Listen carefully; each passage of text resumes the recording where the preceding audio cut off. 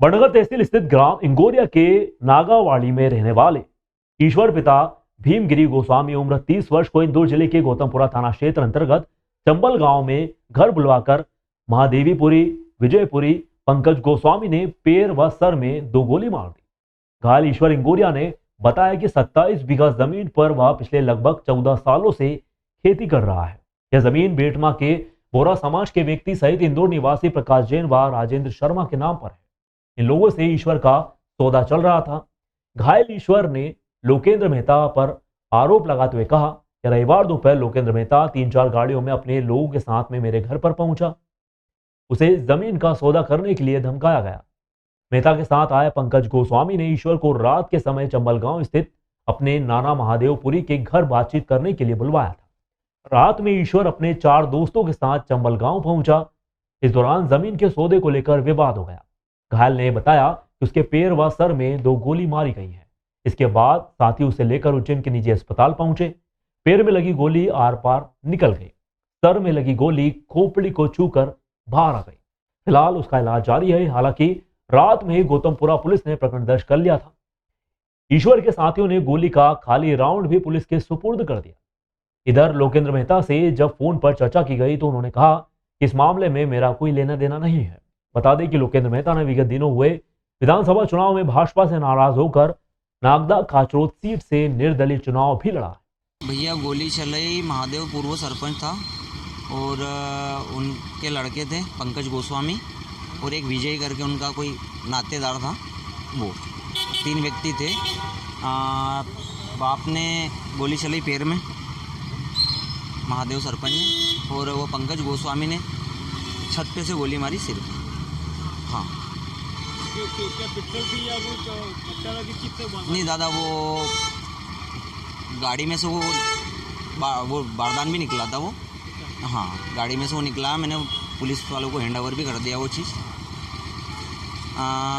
Capsule था वो 32 का। हाँ। कौन लोग थे, कितने लोग गए थे आप साथ में? और हम 5 लोग थे। 2 हमारी गाड़ी में बैठे थे और भैया और एक हमारे जगदीश भी आए। वो दो व्यक्ति उतरे थे और उनकी माँ गाड़ी के सामने आ रही थी और इतने में उनने सामने वाले ने हादसा करा, ऊपर से गोली मारी। विवाद ज़मीन को लेकर हुआ था और ये ज़मीन मेरे पास है और काफ़ी समय से मैं खेती बाड़ी वगैरह कर रहा हूँ। लोकेंद्र मेहता इसमें इंटरफेयर कर रहा था और इंटरफेयर करने के बाद इसने क्या करा कि पंकज गोस्वामी चम्मू को लेके मुझे उठाने के लिए मेरे घर आ गया। घर पे आया, उसने झगड़ा करा, मुझे जान से मारने की धमकी भी दी इसने घर पे आके, और बोला कि इसको उठा लो गाड़ी में। पंकज गोस्वामी जो था वो पंकज गोस्वामी बोला एक काम करो, अगर तुम बैठ के बात करोगे तो तुम्हारा फ़ायदा है उसमें, और मेरे जो नाना है माधवपुरी, अब आ जाना घर पे तो अपन बैठ के बात करते हैं और ये भी रहेगा और आपका फ़ायदा भी रहेगा उसमें, नहीं तो फिर आपको नुकसान हो जाएगा। मैं शाम को उनके घर गया।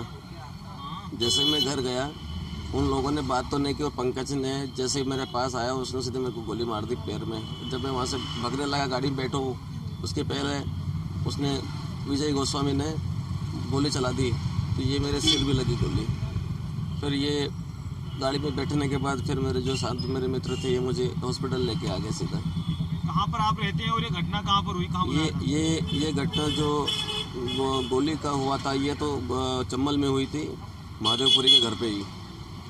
थाना क्षेत्र में लगता है ये गौतमपुरा थाना है। आप कहाँ रहते हैं? मैं नागावली रहता हूँ। और जो दोपहर की जो घटना थी, ये जो मुझे उठाने के लिए आए थे, मुझे धमकाने के लिए आए थे, ये मेरे घर पे आए थे। लोकेंद्र मेहता 3-4 गाड़ियों से आया था 25-30 लोगों को लेकर। जमीन किसकी है? कौन? हाँ, जमीन पे मैं खेती बाड़ी बहुत काफ़ी लंबे समय से करता आ रहा हूँ। बाकी ये क्या हुआ कि इसमें जिसने बहुत समय पहले ज़मीन खरीदी, जिसके नाम से रजिस्ट्री थी, एक बोरा जी है, जैन है, और एक शर्मा जी करके हैं।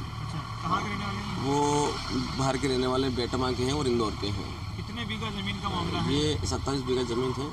अब इसमें एक ये विषय है कि एक जो रास्ता भी अपनी ज़मीन में से होके ही जा रहा है और इतने समय से अपन ने खेती बाड़ी भी अपन उसमें कर रहे हैं। बाकी उसमें जो पार्टी थी उससे अपनी बात हो रही थी। पार्टी ने मुझे बोला था, जिसके नाम से ज़मीन थी, उनने मुझे बोला था कि भैया अपन बैठ के कर लेते हैं, कोई दिक्कत नहीं है, और उनसे अपना कोई विवाद नहीं था और ना उन्होंने कभी हमसे कोई विवाद वगैरह करा। बीच में क्यों आपसे बात करना है? ये बस यही हम मुझे समझ में नहीं आ रहा कि इनका कोई इंटरफेयर नहीं था, फिर इन लोगों ने क्यों इंटरफेयर करा इसमें।